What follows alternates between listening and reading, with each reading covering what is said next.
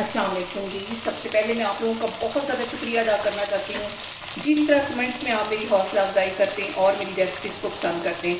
आज मैं भिंडी चिकन की रेसिपी आपके साथ शेयर करूँगी और इस दुआ के साथ हम इसको बनाना शुरू करते हैं कि जहाँ रहें हंसते रहें और हंसाते रहें।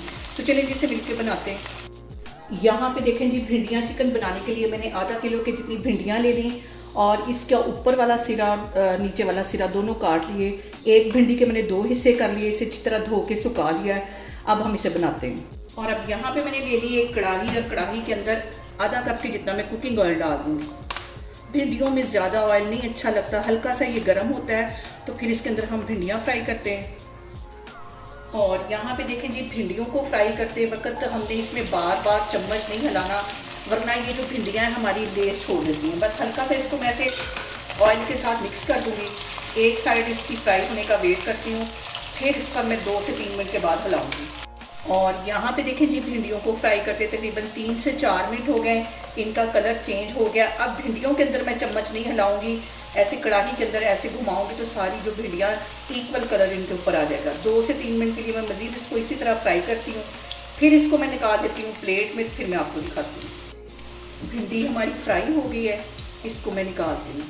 और यहाँ पे देखें जी, 3 प्याज मैंने मीडियम साइज़ के ले लिए, ये अब इसके अंदर डाल दूँगी और इसको भी हम फ्राई करेंगे। हल्का सा इसको फ्राई करेंगे 3-4 मिनट के लिए। और यहाँ पे देखें जी, प्याज को फ्राई होते तकरीबन 3 से 4 मिनट हो गए। इतना ही मुझे इसको फ्राई करना था, जलने नहीं देना। इस पॉइंट पे मैं इसके अंदर डाल दूँगी 1 टीस्पून भर के नमक, आप अपने टेस्ट के मुताबिक डाल सकते हैं। और इसके साथ ही 1 टीस्पून के करीब इसमें मैं डाल दूँगी पिसी हुई रेड मिर्च। हल्दी चली जाएगी आधा टीस्पून, और कुटा हुआ सूखा धनिया भिंडियों में मैं ज़्यादा डालती हूँ, 1 टीस्पून भर के ये इसमें चला जाएगा। आधा टीस्पून इसमें चला जाएगा गरम मसाला,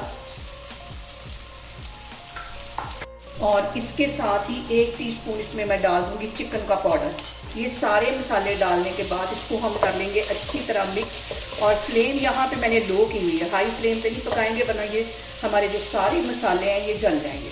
और यहाँ पे मैंने 1 कप के जितना बोनलेस चिकन ले लिया, उसमें नमक गरम मसाला डाल के इसको बॉईल कर लिया है। और मुझे भिंडियों में ज़्यादा बोनलेस चिकन ही पसंद है। वैसे मैं दूसरे चिकन के साथ भी बनाती हूँ, लेकिन आज मैं बोनलेस के साथ बनाने लगी। इसको मिक्स कर लेना है और चिकन डालने के बाद हम इसको 2-3 मिनट के लिए मज़ीद इसी तरह भूनेंगे। यहाँ पे मैंने ले लिए 2 टमाटर, इसे बारीक काट लिया, छिलकों समेत इसको काटा है, ये इसमें चले जाएंगे।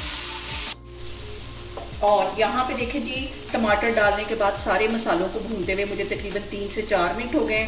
अब इसके अंदर मैं डाल दूँगी भिंडियाँ जो मैंने फ्राई करके रखी थी। और ज़्यादा इसमें हम चम्मच नहीं हिलाएंगे क्योंकि भिंडियाँ टूट जाती हैं, लेस छोड़ देती हैं।